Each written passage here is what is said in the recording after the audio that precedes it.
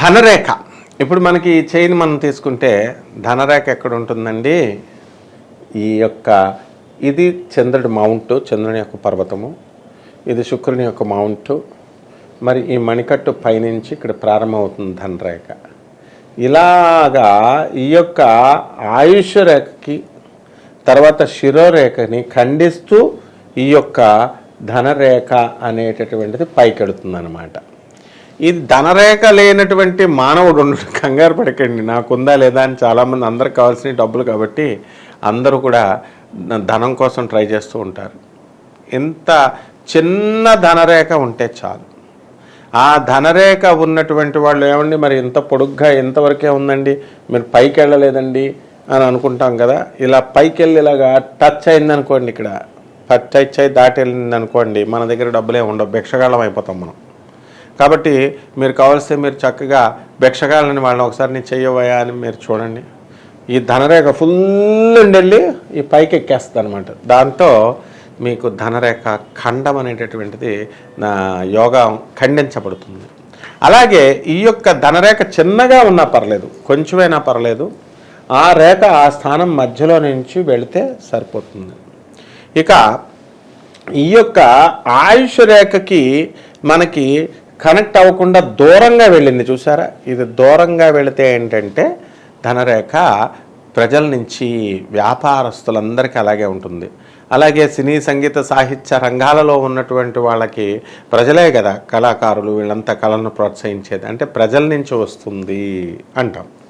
అలాగే ఈ యొక్క రేఖకి అది టచ్ అయ్యి వచ్చింది అనుకోండి. ఇప్పుడు ఇదిగో ఈ యొక్క దీనికి ఏమైందండి, ఇదిగో ఈ రేఖకి ఇక్కడ ఒక లైన్ టచ్ అయ్యి పైకి వస్తుంది. ఇది ధనరేఖ బాగుంది. ఇక్కడ ఈ యొక్క ఆయుష్ రేఖకి ఏమైందండి, ఇదిగో ఇలా పైకి వెళుతుంది. ఇదిగో ఇక్కడ నుంచి మళ్ళీ కనెక్ట్ అయ్యి మళ్ళీ పైకి వెళుతుంది. సో దీన్ని ఏమంటామంటే ఆ సర్టెన్ ఏజ్లో ఇక్కడ క్రిందకు వచ్చింది అనుకోండి, 20-21 సంవత్సరాల వయసులో వీళ్ళు పని ప్రారంభిస్తారు, ఉద్యోగం. అంటే స్వార్జితంగా సంపాదించుకుంటారు. ఇది పితృలతో తల్లిదండ్రులతో సంబంధం లేకుండా ఇది ధనరేఖ. ఈ చేతిలో ఇది ధనరేఖ. ఇలా పొడుగ్గా ఇలా శని స్థానానికి వెళుతుంది పైకి.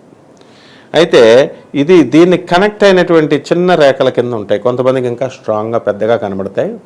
దానివల్ల అప్పుడు ఆ వయసులో ఇక్కడ క్రిందకు అనుకోండి, క్రింద 21 ఇయర్స్కి, ఇంకొంచెం పైకి వెళ్తే ఒక 30 ఇయర్స్కి, ఒక 40 ఇయర్స్కి, ఆ పైన బట్టి ఆ స్థానాన్ని బట్టి అక్కడ వాళ్ళకి ధనరేఖ అనేటటువంటిది పెరగడం జరుగుతుంది, ధనం రావడం జరుగుతుంది, లైఫ్లో స్టాండర్డ్ అవ్వడం జరుగుతుంది. కాబట్టి ధనరేఖకి సంబంధించి మనం ఏంటంటే మనం ఇల్లు కొనుక్కోగలుగుతామా, కొనుక్కోలేమా, కట్టగలుగుతామా, కట్టలేమా, లేకపోతే మనకి వృత్తిలో మనకు ఉద్యోగం ఉంటుందా, ఊడిపోతుందా, మనం ఏ లెవెల్లో మనం డబ్బులను సంపాదించగలుగుతాము, ఆరోగ్యము అంటే ధనం అంటే కేవలము సంపద అని అనుకుంటాం కదా. ఈ యొక్క రేఖకి మరి ధనరేఖ కనెక్ట్ అయ్యి ఇలా ఉండడం వల్ల ఆరోగ్యం అనేటటువంటిది మనకి ఈ సర్టెన్ ఏజ్లో భంగపాటు అనేటటువంటిది జరుగుతుంది, అంటే డిస్టర్బెన్స్. కొంతమందికి ధనరేఖలో ఎక్కడైతే కట్ అయింది, ఈ స్టేజ్లో ఒక 30 సంవత్సరాల వయసులో ఇలా కట్ అయింది అనుకోండి, లేకపోతే ఇలా గ్యాప్ వచ్చింది అనుకోండి, మొక్కలైంది అనుకోండి, మనం ఉద్యోగం మనం మానేయడమో, లేకపోతే వ్యాపారం మానేయడమో, లేకపోతే మనం డబ్బులు వేరే వాళ్ళకి మనం ఇచ్చేసేయడమో, వాళ్ళు మనకి తిరిగి ఇవ్వలేకపోవడమో, అనేకమైనటువంటి కారణాల వల్ల ఈ ధనరేఖ మనకు వచ్చేటటువంటి సంపదన్ని బ్రేక్ చేయడానికి అవకాశాలు ఉంటాయి. అండ్ కంటిన్యూస్గా అక్కడే మళ్ళీ చాలా మౌంట్స్ ఉంటాయి. ఒక ట్రయాంగిల్ లాగా ఏర్పడము, ఒక స్క్వేర్ లాగా, ఒక రెక్టాంగిల్ లాగా ఏర్పడము అనేటటువంటివి ఉంటాయి. అక్కడే వాళ్ళకి భూమి దొరకడము, తర్వాత మీ యొక్క భూమి రేట్లు పెరగడము, అక్కడే అలాగే ఈ యొక్క కుజ రేఖ అనేటటువంటిది ఒకటి తయారవుతుంది. మరి దాన్ని మనం ఈ కుజరేఖ అనేటటువంటిది వచ్చినప్పుడు అప్రయత్నంగా మన కృషితో ఈ ధనరేఖని యాక్టివేట్ చేసుకొని ముందుకు తీసుకువెళ్ళడం జరుగుతుంది. అంటే కట్లిస్ట్ ఉంటుంది, ఉత్ప్రేరకం అంటాం కెమిస్ట్రీలో.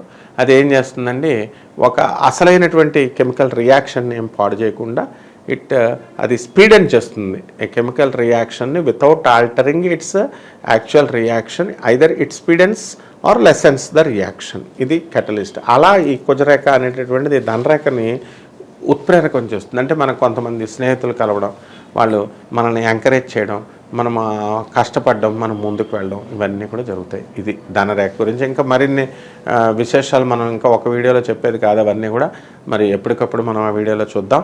మీరు మన దీనికోసం నెక్స్ట్ వీడియో కనెక్టివ్ వీడియోస్ కోసం ఇచ్చేయడానికి సబ్స్క్రైబ్ చేసుకోండి. అలాగే చక్కగా షేర్ చేసుకోండి, మీ ఫ్రెండ్స్ అందరికీ కూడా 10 మందికి పంపించుకోండి. అలాగే ఈ యొక్క కామెంట్స్ రూపంలో మీ అభిప్రాయాలను తెలియజేయండి.